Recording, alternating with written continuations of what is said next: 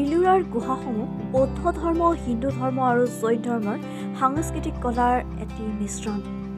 ইলোৰা মহাৰাষ্ট্ৰ ৰাজ্যৰ ঔৰংগাবাদ চহৰৰ পৰা প্ৰায় 30 কিলোমিটাৰ দূৰত্বত অৱস্থিত এটা প্ৰত্নতাত্ত্বিক নিদৰ্শন। ইয়াত মুঠ 34টা মঠ আৰু মন্দিৰ আছে, যিসমূহ উচ্চ থিয় দেৱালয় গাঁত পৰস্পৰৰ প্ৰায় গাঁত লগালগিকৈ খোদিত। এই দেৱালয়ৰ দৈৰ্ঘ্য 2 কিলোমিটাৰ। ৰাষ্ট্ৰকূট ৰাজবংশৰ দ্বাৰা 600 পৰা 1000 খ্ৰীষ্টাব্দৰ মধ্যৱৰ্তী সময়ত নিৰ্মিত এই স্থাপত্যকলা ভাৰতৰ প্ৰাচীন সভ্যতাৰ শিল্প কৌশলৰ প্ৰতিফলন। ই সাংস্কৃতিক সম্পত্তি হিচাপে ইউনেস্কোৰ বিশ্ব ঐতিহ্য তালিকাত অন্তৰ্ভুক্ত হ'বলৈ সক্ষম হৈছে। এই ইলোৰাৰ গুহাসমূহ চাবৰ বাবে বহুতো বিদেশী পৰ্যটক ইয়ালৈ আগমন কৰা দেখিবলৈ পোৱা যায়।